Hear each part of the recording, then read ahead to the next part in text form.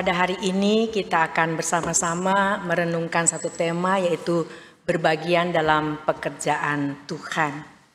Saudara, apa yang dimaksudkan dengan berbagian?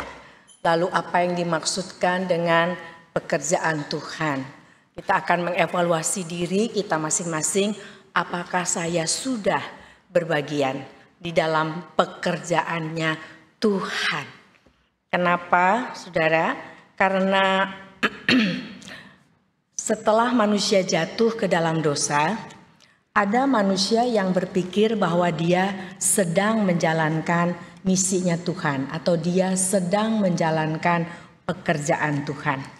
Tapi oleh karena natur keberdosaan daripada manusia yang ngaku-ngaku dia adalah anak Tuhan, sama seperti orang Farisi dan ahli Taurat, mereka pasti berpikir mereka berbagian dalam pekerjaan Tuhan. Mereka pasti berpikir mereka sedang melakukan dan mereka pikir mereka cukup berbagian dalam pekerjaan Tuhan.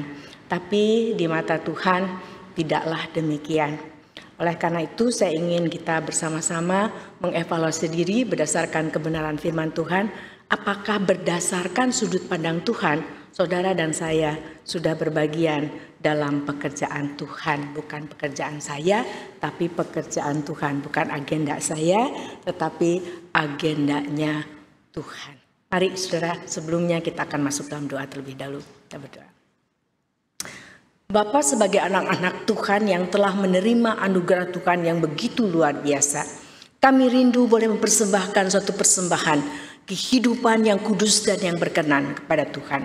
Kami menyadari sepenuhnya bahwa itu tidak mungkin kami lakukan di luar kebenaran firman-Mu. Oleh karena itu pada saat ini kami rindu kembali diterangi oleh kebenaran firman Tuhan. Bapa, kami akan menyiapkan diri kami menjadi tanah yang subur, yang siap ditanami oleh benih firman Tuhan yang hidup. Dan kami rindu dengan kekuatan dari Tuhan, kami menjadi pelaku-pelaku firman. Bapa, tolonglah kami semua tanpa terkecuali termasuk hamba-Mu ini yang kami sama-sama perlu terus diajar, diingatkan, dikoreksi, diperbaharui berdasarkan kebenaran firman Tuhan.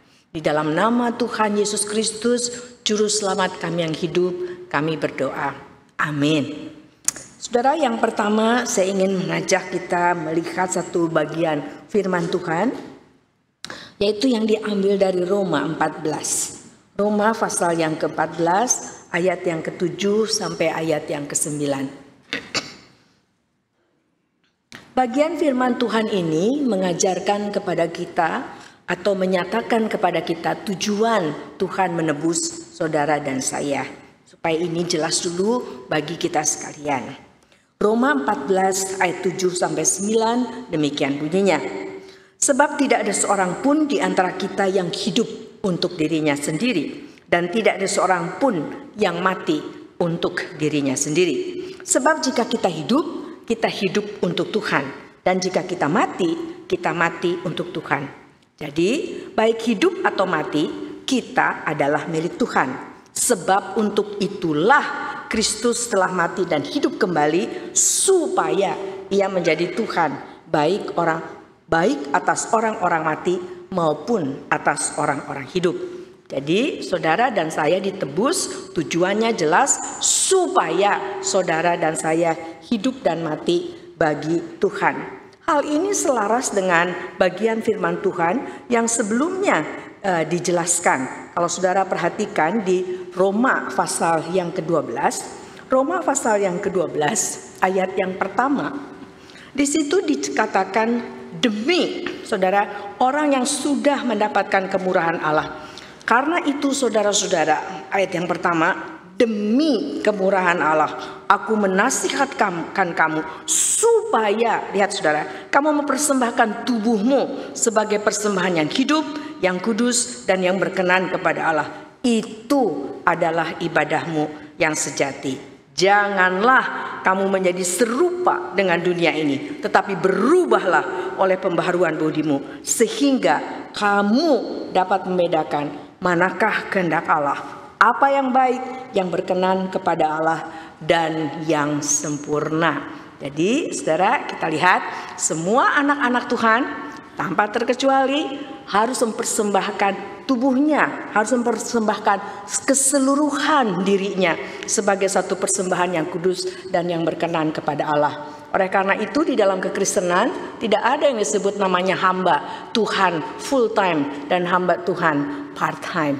Dan tidak ada yang disebut dengan anggota tubuh Kristus yang hanya sekedar awam dan anggota tubuh Kristus yang ada. Kalau awam nanti kebalikannya adalah profesional, begitu ya saudara ya.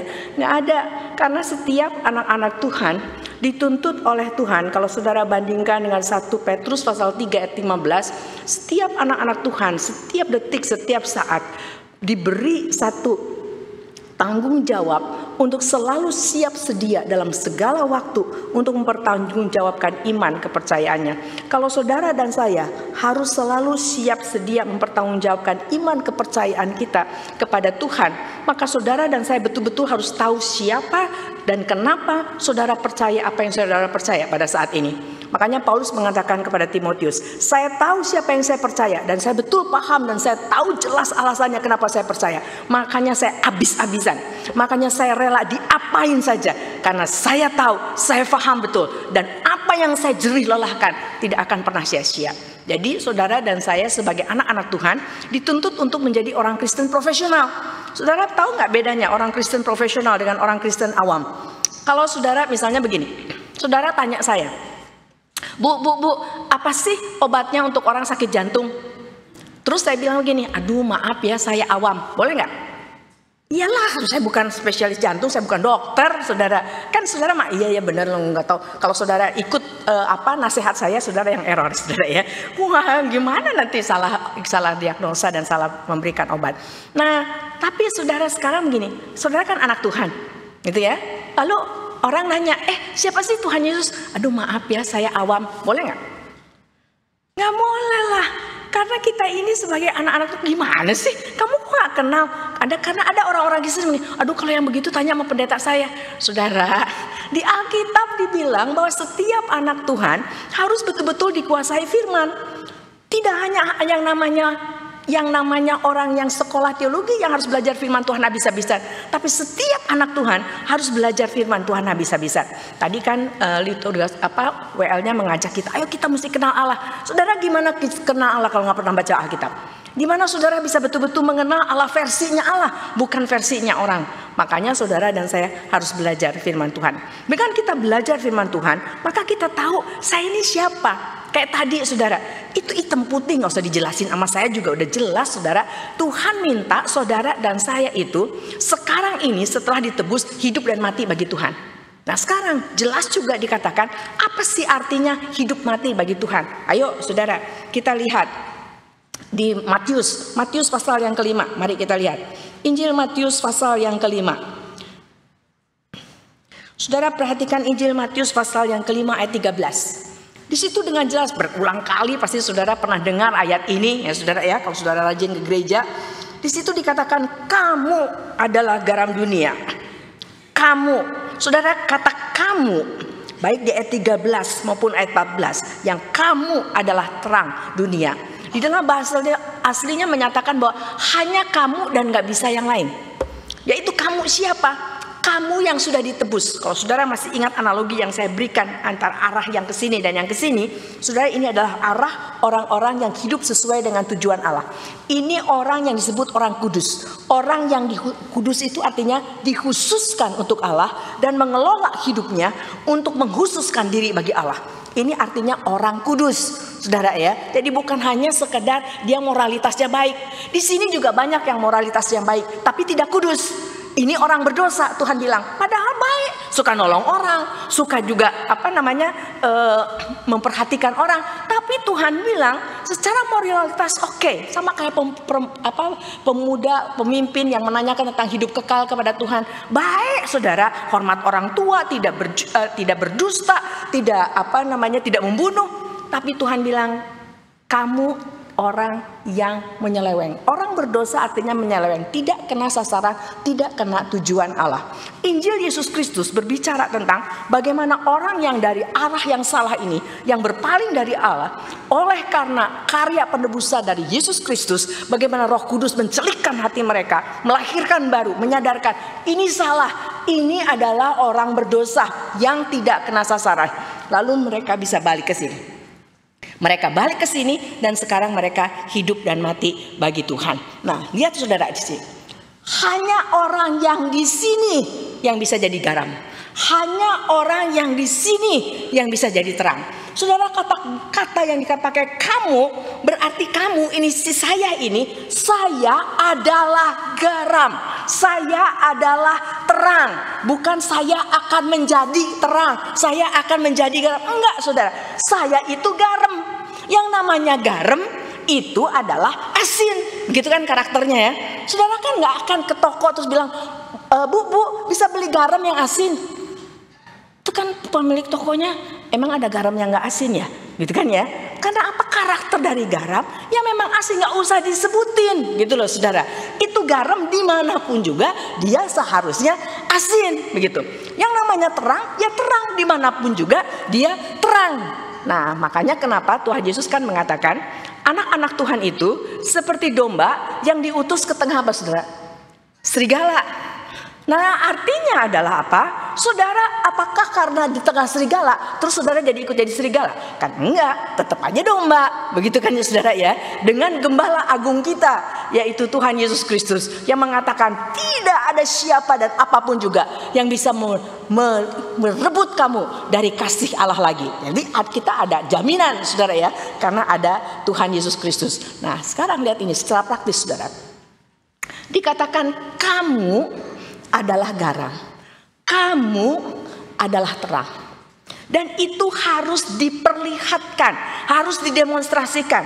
Saudara lihat pernyataan ini, ayat 15. Lagi pula orang tidak menyalakan pelita lalu meletakkannya di bawah gantang sengaja ditutupin, melainkan di atas kaki Dian sehingga menerangi semua orang di dalam rumah itu.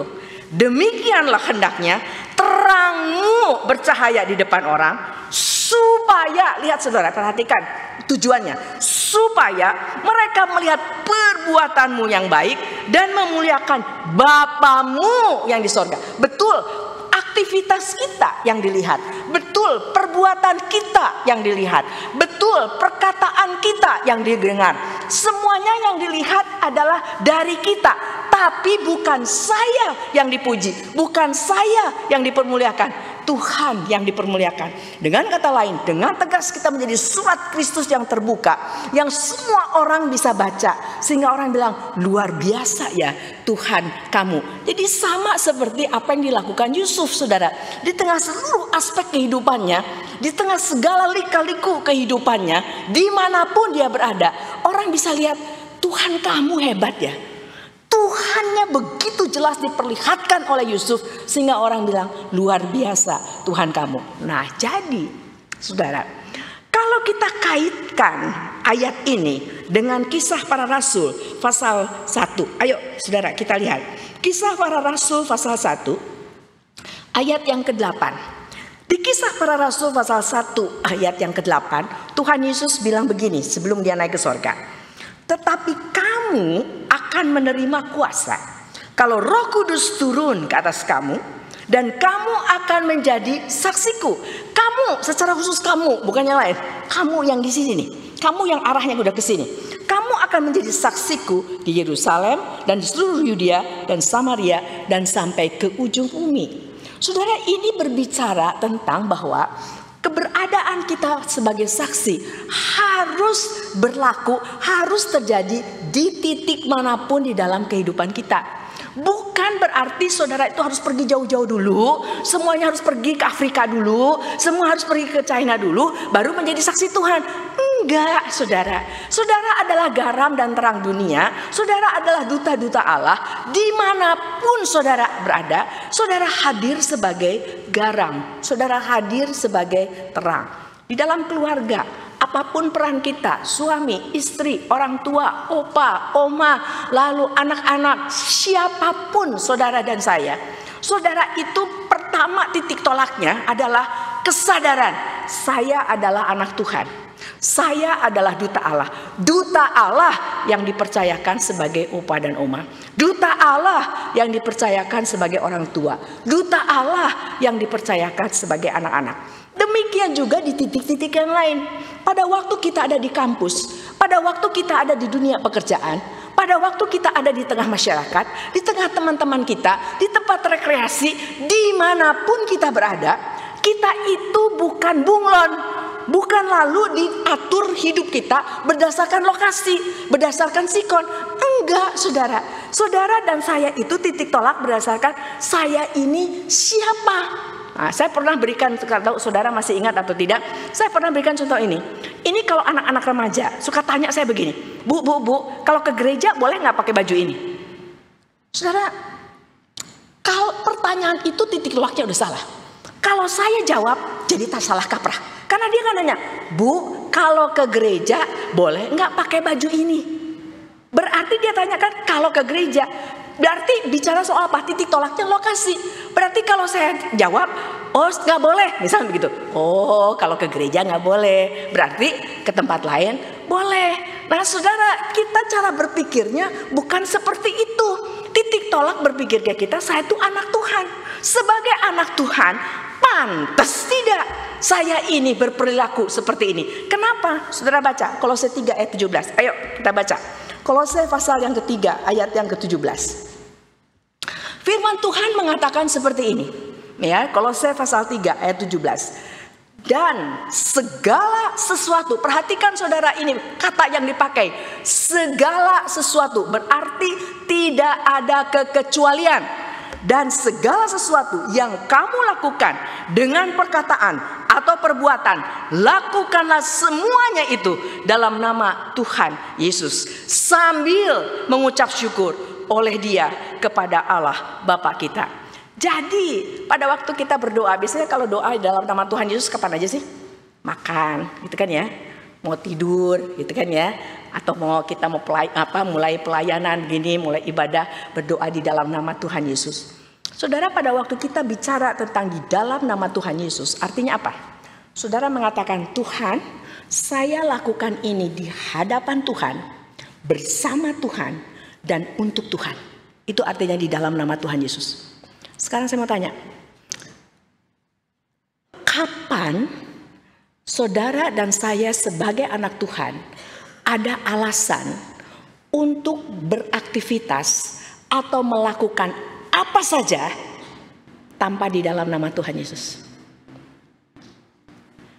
Kalau saudara dan saya adalah garam dan terang, kalau saudara dan saya adalah saksi Tuhan, adalah surat Kristus yang harus terbaca, yang perbuatan-perbuatan kita harus membawa orang untuk memuliakan Allah, berarti apa saudara?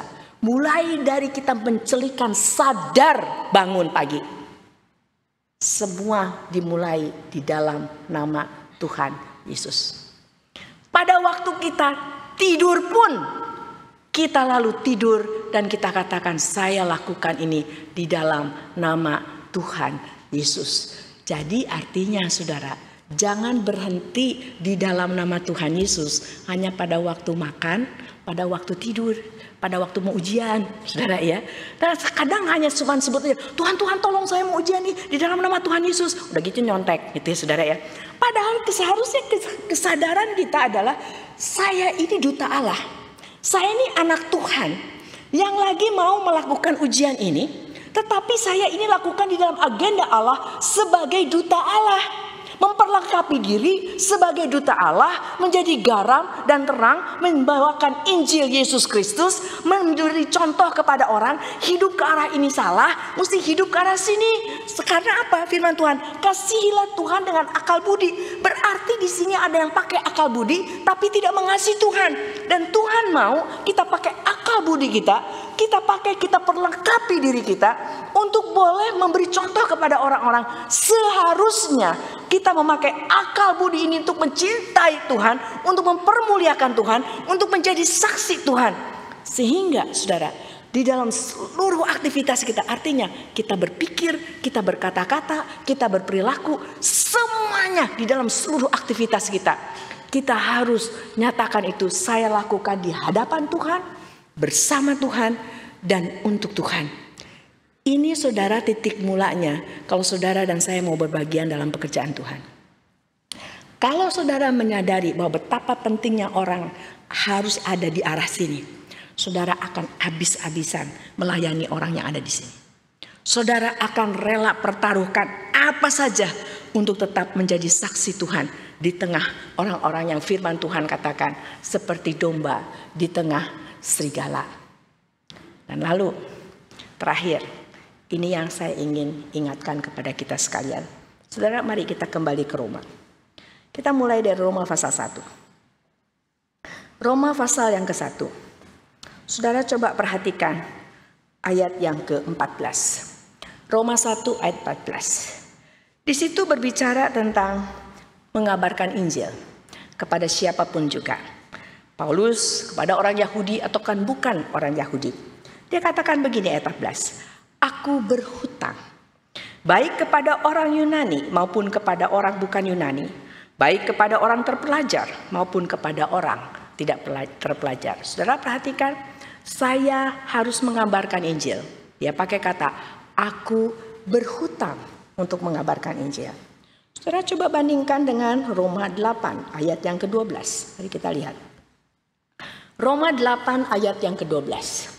Di Roma 8 ayat 12 itu berbicara tentang hidup dikuasai oleh Roh Kudus. Jadi hidup ke arah sini secara moralitas, secara ke arah hidup, tujuan hidup kita semuanya hanya untuk kemuliaan Tuhan, ya. Lalu kata itu dipakai lagi. Jadi saudara-saudara, kita adalah orang berhutang, tetapi bukan kepada daging supaya hidup menurut daging, tapi tentu hidup dikuasai oleh Roh Kudus. Kembali hidup kudus dikhususkan dan mengkhususkan ini juga dikatakan berhutang. Lalu lagi kita lihat Roma 13. Roma 13. Mari saudara kita lihat ayat yang ke-8. Roma 13 ayat 8. Kembali kata itu muncul pada waktu berkaitan dengan bagaimana saya mengasihi sesama saya. Lihat, mengasihi sesama berarti yang di sini kan sesama, yang di sini juga ada. Jadi kita bagaimana mengasihi sesama, kembali dikatakan kamu berhutang. Janganlah kamu berhutang apa-apa kepada siapapun juga, tetapi hendaklah kamu saling mengasihi. Jadi kembali saudara, di sini dikatakan bahwa pada waktu mengabarkan Injil itu berhutang. Pada waktu hidup kudus itu berhutang. Pada waktu kita melayani, mengasihi sesama itu juga berhutang. Artinya apa? Itu artinya adalah sebagaimana seharusnya. Saya berikan contoh, analogi. Saya melihat kalau di minggu-minggu misi atau bulan-bulan misi, biasanya gereja itu mengundang orang-orang untuk memberi kesaksian. Yang diundang biasanya orang-orang yang mempunyai kesaksian, tanda kutip menurut gereja itu spektakuler. Contohnya, yang diundang adalah misalnya tadinya dia pembunuh. Pembunuh lalu bertobat, lalu diundang. Lalu pada waktu dia bersaksi, saudara-saudara, dulu saya tukang bunuh orang. Pokoknya saya tidak merasa bersalah pada waktu bunuh orang. Lalu akhirnya saya bertobat, saya tidak membunuh orang lain. Terus semua dia, hebat ya. Dia dari pembunuh loh bisa bertobat. Sekarang dia gak bunuh orang lagi. Hebat ya, dia gak bunuh orang lagi. Saya dalam hati, namanya anak Tuhan gak bunuh orang kok bisa hebat ya. Lalu yang berikutnya saudara, biasanya dipanggil juga orang-orang misalnya missionary. Nggak akan missionary lokal yang dipanggil saudara. Kalau bisa sejauh mungkin. Yang ke Afrika kayak, yang ke ujung dunia mana begitu kan ya. Lalu dia akan cerita, aduh saya pernah hampir dimakan ular. Wah saya hampir mau dibunuh apa. Terus saudara dengarnya, hebat ya dia sampai ke ujung dunia. Saya mah di Eleon terus. Nggak kemana-mana, di Surabaya aja saya sih gitu ya. Kok dia hebat amat ya sampai ke ujung dunia begitu ya. Sehingga saudara di dalam pikiran kita ini ada orang Kristen yang luar biasa begitu ya. Yang wah pertobatannya spektakuler. Ada orang Kristen yang wah sampai ke ujung dunia, sampai ke dunia-dunia kemana nggak tahu, kita juga nggak kenal tempatnya. Tapi ada yang diam-diam aja, yang biasa-biasa aja. Saudara nggak ada. Firman Tuhan nggak bilang begitu. Di firman Tuhan dengan jelas mengatakan setiap anak Tuhan itu jangankan saudara, jangankan dia mengabarkan Injil, jangankan dia hidup. Tadi akan dikatakan, jangankan hidup, mati pun buat Tuhan adalah hal yang biasa. Jadi kata berhutang di sini menunjukkan bahwa yang dilakukan seorang anak Tuhan yang habis-habisan dan apapun yang dia lakukan demi Injil Yesus Kristus itu mah biasa. Emang mestinya begitu yang dilakukan oleh orang-orang yang arahnya ke sini. Jadi kalau ada orang yang begitu luar biasa, saudara, itu memang mestinya. Dan yang kedua, kalau ada orang yang namanya anak Tuhan, dia tidak membunuh lagi. Yang namanya juga anak Tuhan. Anak Tuhan harus hidup kudus. Anak Tuhan harus memiliki kehidupan yang sesuai dengan standar Tuhan. Kalau yang namanya anak Tuhan tetap berselingkuh, itu yang kelainan, saudara. Ya kalau yang memang wajarnya, ya enggak. Saudara tidak akan kan, saya tadi pagi mengatakan, saudara apakah pernah saudara memuji orang yang lalu bernafasnya pakai paru-paru? Saudara sampai bilang, aduh hebat amat ya kamu nafasnya pakai paru-paru. Saudara kan nggak bilang begitu. Ya habis nafas pakai apa? Namanya orang nafas pakai paru-paru. Begitu kan ya, kan saya bukan ikan gitu kan saya manusia. Dan demikian juga namanya anak Tuhan. Ya namanya anak Tuhan mesti habis-habisan menjadi duta Kristus. Yang namanya Tuhan, anak Tuhan mesti habis-habisan jadi garam dan terang dimanapun kita berada. Karena kan setiap kesempatan, setiap kemungkinan diadakan oleh Tuhan. Ada yang memang panggilan, kan kayak talenta juga ada 5, ada yang 2, ada yang 1. Nggak sama. Tapi Tuhan maunya dari apa yang dipercayakan itu dikelola. Karena ini semua punya Tuhan. Semua yang ada pada kita. Kalau kita mengatakan Allah engkau pencipta. Begitu saudara ngomong dia pencipta. Saya milik Tuhan. Seluruh ciptaan ini milik Tuhan. Kalaupun saya dipercayakan sebagian, itu semua hanya sebatas saya pengelola. Tapi semuanya punya Tuhan. Itu yang kita pikirkan. Makanya saudara, sebagai seorang anak Tuhan, kita tidak akan merasa, kita nggak akan pernah bilang jasa. Kenapa saudara? Kita tidak akan pernah bilang pengorbanan. Korban apa? Saudara, kalau perkorbanan berarti saya melakukan yang tidak seharusnya. Itu berkorban. Di dalam dunia kekristenan, satu-satunya pribadi yang berkorban, yang melakukan apa yang tidak seharusnya dia lakukan, siapa? Tuhan Yesus. Saudara dan saya sih hanya melakukan apa yang mestinya. Itu tujuan Tuhan menciptakan. Itu tujuan Tuhan menebus saudara dan saya. Nggak ada. Karena begini, begitu saudara ngomong korban, saudara akan berbicara soal jasa. Begitu saudara bicara soal jasa, saudara mulai hitung-hitungan. Begitu ngomong hitung-hitungan, saudara minta upah. Saudara dan saya itu anak, bukan orang upahan. Saudara dan saya itu pengelola, hambanya Tuhan, bukan pemilik. Oleh karena itu, sekarang saudara, di dalam bulan-bulan misi, biasanya dinyatakan, saudara boleh pilih. Ada 3D kalau mau berbagian, kalau mau terlibat di dalam pekerjaan Tuhan. D yang pertama, apa saudara? Doa. D yang kedua, apa saudara? Dana. D yang ketiga, apa? Daya. Jujur, kebanyakan jemaat, hasil survei mengatakan yang paling banyak dipilih adalah D yang mana? Memang itu yang terjadi. Badan-badan misi yang lihat, yang paling banyak milihnya apa? Doa. Paling irit, saudara. Kita merasa, wah iya udah untung saya masih mau doain. Udah untung. Untung apa, saudara? Lihat ini. Kalau yang di sini mikirnya begitu. Tapi kalau yang udah di sini mesti sadar, ini semua punya Tuhan. Punya Tuhan. Kalau doa emang mesti itu doakan, ngobrol sama Tuhan, bersekutu dengan Tuhan. Kita menyelaraskan hati kita dengan hati Tuhan. Itu mah mestinya, nggak ada yang spektakuler. Lalu soal dana, nggak ikut punya, saudara. Yang Tuhan percayakan kepada kita seberapa banyak pun, nggak ikut punya. Sakius begitu bertobat, sadar dia tidak ikut punya. Ini semua milik Tuhan. Maka kalau Tuhan minta harus dibalas berkali-kali lipat orang yang dia peras, dikasih sama dia. Itu punya Tuhan. Saya hanya pengelola.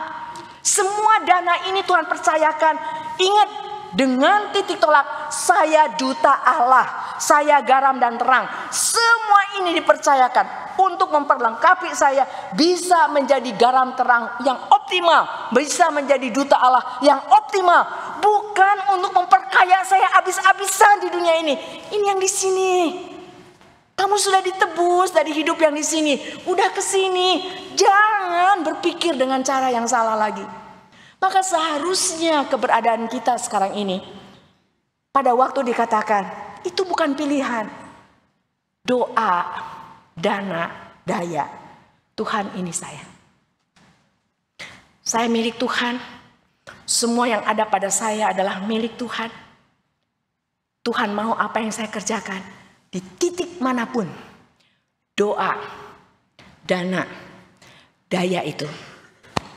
Ini saya. Itu Yesaya. Begitu ada perjumpaan dengan Allah, kenal diri, tahu diri, Tuhan bilang, siapa yang saya mau utus? Yesaya bilang, saya. Padahal dia diutus ke tengah pelayanan, gak ada hasilnya. Karena memang Tuhan bilang, Tuhan gak akan nuntut hasil dari saudara dan saya. Saudara dan saya gak bisa mempertobatan orang, gak bisa. Mempertumbuhkan kerohanian orang, gak bisa. Itu faktornya Tuhan. Makanya Tuhan bilang, ada yang nanam, ada yang nyiram, yang memberikan pertumbuhan sih saya. Kamu sih melakukan ini karena kamu mencintai saya. Tuhan bilang kalau kamu cinta saya, kamu melakukan perintah saya. Jadi semua itu saya lakukan hanya ya karena saya ini adalah anaknya Tuhan, hambanya Tuhan. Sama saudara. Kan ingat saya pernah bilang, yang namanya kucing mengeong. Itu memang tuh kucing mengeong di mana juga dalam situasi kondisi yang bagaimanapun dia akan mengeong. Saudara, tidak akan dia dikondisikan oleh situasi dan kondisi. Lalu karena dia dikejar anjing jadi tiba-tiba ngegonggong, kan enggak, sudah tetap aja ngeong karena dia apa? Kucing. Nah, saudara dan saya juga adalah anak Tuhan. Di tengah situasi dan kondisi yang bagaimanapun kita hadir sebagai saksi Kristus. Siap dengan apa? Dengan doa, ya, dana, ya, daya, ya, ini saya Tuhan. Di titik ini, tidak jauh-jauh. Kalau Tuhan maunya saya di keluarga ini jadi saksi, ini saya. Kalau Tuhan mau saya di marketplace, ini saya. Kalau Tuhan mau saya di kampus, ini saya. Dimanapun Tuhan inginkan saya berada, Tuhan, ini saya. Saudara, di dalam dunia ini hanya ada dua macam orang, yaitu orang yang tahu diri dan orang yang tidak tahu diri. Orang yang tahu diri, dia akan berikan semuanya. Dia tetap akan merasa terlalu besar kasih Tuhan. Tidak bisa dibandingkan dengan apapun juga. Saya tidak akan pernah membalas kasih Tuhan. Kan itu sering dinyanyikan sama orang Kristen. Jalankan itu dalam hidup saudara. Jadikan itu mentalitas saudara. Tapi kalau orang yang gak tahu diri, ngasih sedikit, melakukan sedikit, udah merasa terlalu banyak yang diberikan, yang dilakukan. Udah untung saya masih mau ke gereja. Udah untung seminggu sekali saya masih mau bantu gereja. Masih mesti baktiin keahlian saya ini buat pelayanan. Udah untung. Untung apa? Tuhan akan bilang gak ada kamu juga gak apa-apa. Saudara tahu, tanpa saudara dan saya, rencana Allah akan tetap tergenapi. Tapi kalau Tuhan ingin kita berbagian, itu semata-mata anugerah, kehormatan yang Tuhan berikan kepada saudara. Perhatikan temanya, berbagian bukan sebagian. Ya beda ya, berbagian bukan sebagian. Dalam kekristenan, iya, enggak. Enggak ada sebagian. Tuhan bilang, ada 10 perintah. Kamu lakukan 9, 1 kamu tidak lakukan, berarti kamu tidak lakukan semuanya. Bagi Tuhan, apakah kamu berikan semuanya ini saya, tubuh saya, hidup saya buat Tuhan, atau tidak sama sekali? Bagi Tuhan, saya mengasihi dia dengan segenap hati, jiwa, 100% nih, segenap hati, jiwa, akal budi, kekuatan, atau tidak sama sekali? Apa kata Tuhan tentang saudara dan saya? Mari kita diam sejenak di hadapannya.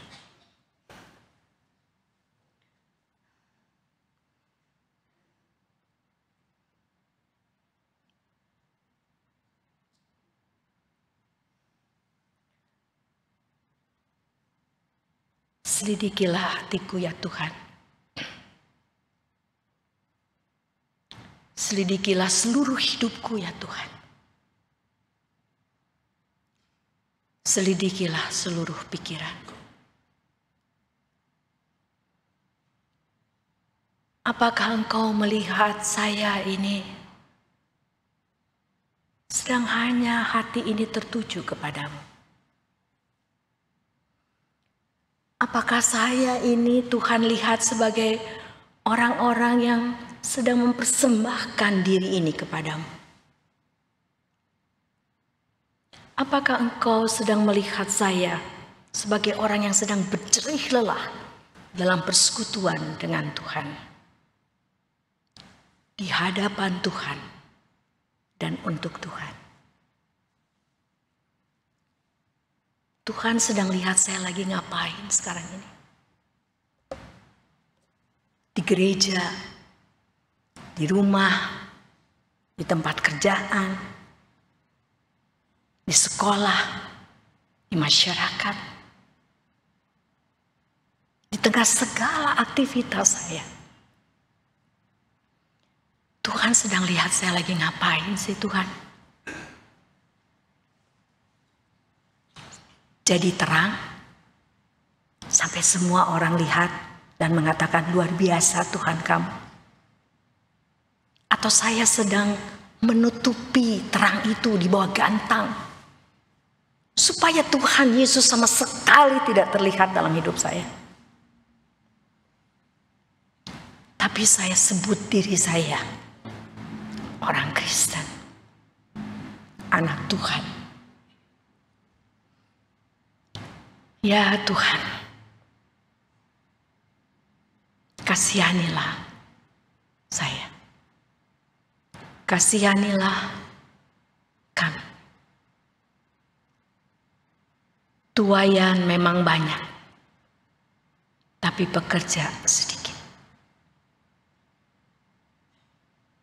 Ampuni Tuhan, di tengah pekerja yang sedikit pun kami tidak termasuk di dalamnya. Justru kami adalah orang-orang yang perlu didoakan. Ya Tuhan, Engkau tahu siapa kami satu persatu. Hamba mohon Tuhan berbicara kepada kami secara pribadi. Celikkanlah mata rohani kami. Kuasailah kami dengan kebenaran firman-Mu. Tolong kami untuk betul-betul mengenal Allah dengan benar. Belajar firman Tuhan baik-baik. Sehingga kami boleh mengenal diri kami dengan benar. Dan kami boleh menjadi orang-orang yang tahu diri. Bukan sebagian, tapi berbagian secara full dalam pekerjaan Tuhan.